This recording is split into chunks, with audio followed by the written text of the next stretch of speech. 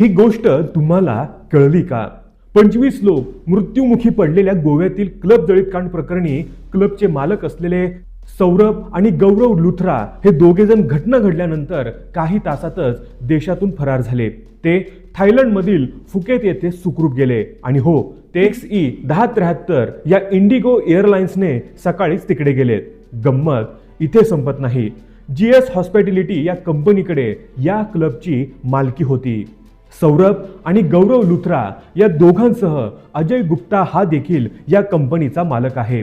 मात्र गोवा पोलिसांनी जो FIR नोंदवला आहे त्यात अजय गुप्ताचे नाव आधी वगळले होते।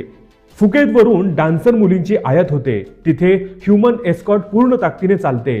लुथरा विरोधात जी कलमे लावली आहेत त्यात ह्यूमन एस्कॉर्टचे कलम जोडले जाऊ नयेत याची दक्षता ते नक्कीच घेतील। त्याचे पुरावे मिटवून ते दुसऱ्या देशात एव्हाना गेले असतील, मगच आपण लुकआउट नोटीस जारी केली असेल का?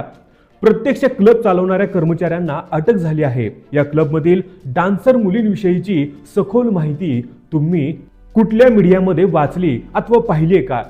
किती मुली तिथे कामास होत्या आणि एकूणच गोव्यात किती मुली यात काम करतात?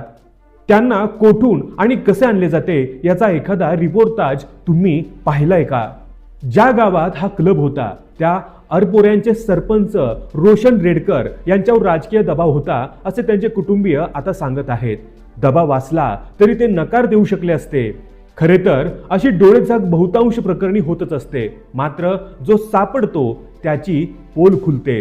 असो, आपल्याकडे स्पा सेंटर्समध्ये धाड टाकल्याच्या बातम्या अधूनमधून पेरल्या जातात। अपवाद वगळता ती धाड टाकून घेतलेली असते, मग नंतर काही वर्ष बिनबोभाट धंदा चालतो।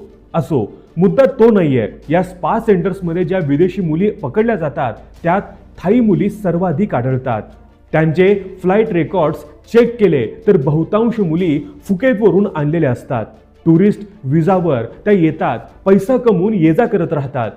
इथल्या भारतीय एम्बसीकडे याविषयी कोणत्या वाहिनीने पत्रव्यवहार केल्याचा अथवा काही स्टिंग करण्याचा प्रयत्न केल्याचे तुमच्या ऐकण्यात, पाहण्यात, वाचनात आहे का? असे व्हिडिओ बनवले की लोक मीडिया आणि प्रेसला शिव्यांची लाखोनी वाहू लागतात। त्या अनुषंगाने एक प्रश्न लोकांना विचारावा वाटतो की बातम्या तुमच्यापर्यंत येत नसतील तर तुम्ही बातमी शोधायचा प्रयत्न करता का? मित्रांनो, या व्हिडिओबद्दल तुमचं मत काय आहे हे आम्हाला कमेंट करून जरूर कळवा।